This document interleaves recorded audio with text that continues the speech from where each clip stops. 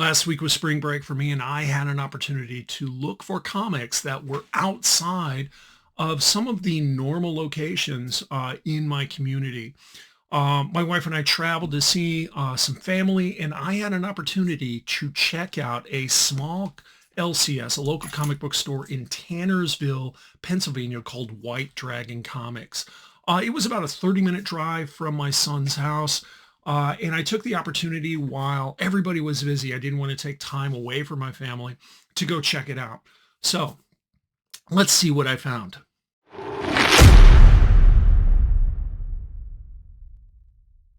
To begin with, thank you for watching. This is James from Read More Comics. Please do like, share, and subscribe. Hit the bell in the upper corner so that way you're notified whenever I put new content on my YouTube channel.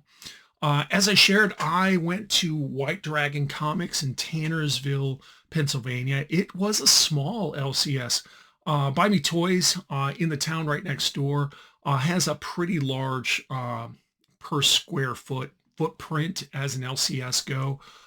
And like every other LCS, they have pros and cons to what they sell, how they organize comic books on the shelves and other collectibles. White Dragon Comics was no different than this. This was in a very small strip mall in Tannersville. And as I shared, I had to drive out there through the mountains of Pennsylvania to get there. It was an hour, just about an hour round trip. And while I didn't find comics I was looking for, I'm still working on my Batman collecting goal. I did find some other books that helped me with some other runs. And so I'd like to share you what I found.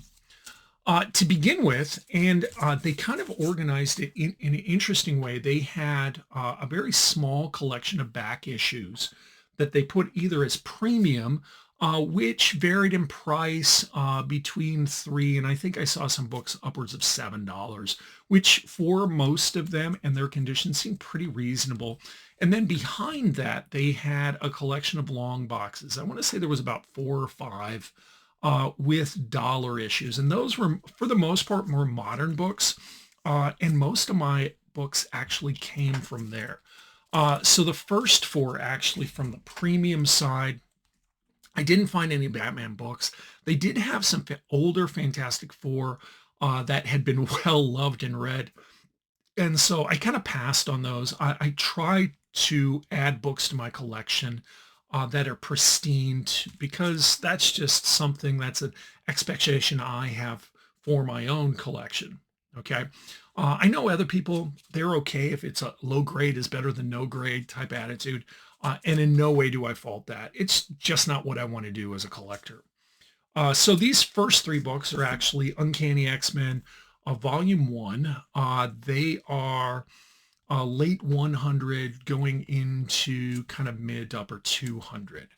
The first one is a Storm, and I don't remember the character's name, though she's been in X-Men 97 several times.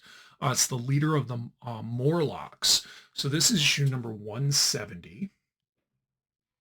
Really clean condition. Then I picked up this one only because it was a Sinister cover, and he clearly is playing a role in X-Men 97. Just a side note, if you haven't seen that cartoon, I highly recommend it. It is something that's reinvigorating my love of the Uncanny X-Men, or the X-Men in general. This is issue number 243, Sinister Triumphs. Wonderful cover right there. Who did this? Oh, this was a Silvestri cover. Okay. And then the last one, this is a Jim Lee cover. I love the colors on this. This is issue number 260.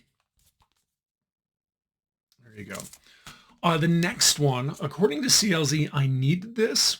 This was a tie-in at the beginning of DC Rebirth between, there was a Justice League versus Suicide Squad event, and this was a Justice League book. But afterwards, when I got back to my son's house and was looking through my haul and looking a little bit closer to CLZ, this was not a book I needed. I think it's one of those pitfalls of being a collector. You always end up with books that find you that you didn't realize you didn't need, and you end up with multiple covers or copies of them. And this is one of those. This is just Justice League issue number 13.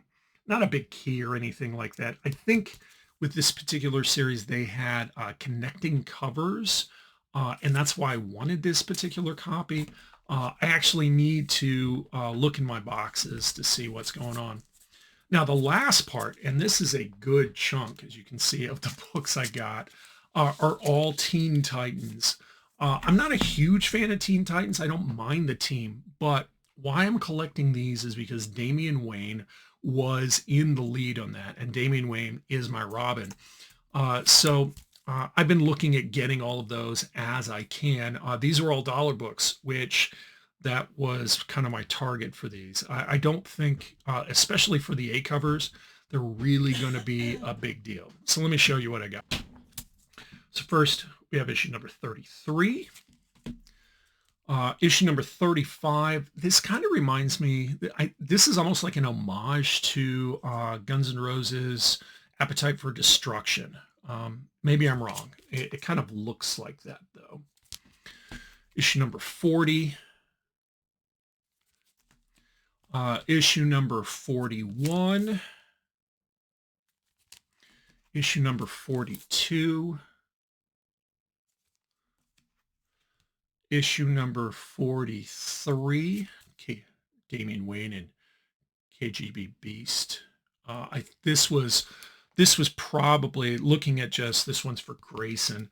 This is probably coming out right after in the Batman run, and I think this was Tom King's run, where Dick Grayson had been shot in the head by KGB Beast. We have issue number 44. Or was that Tiny? If you remember what it is, please just put it in the comments below. Issue number 45 and issue number 46.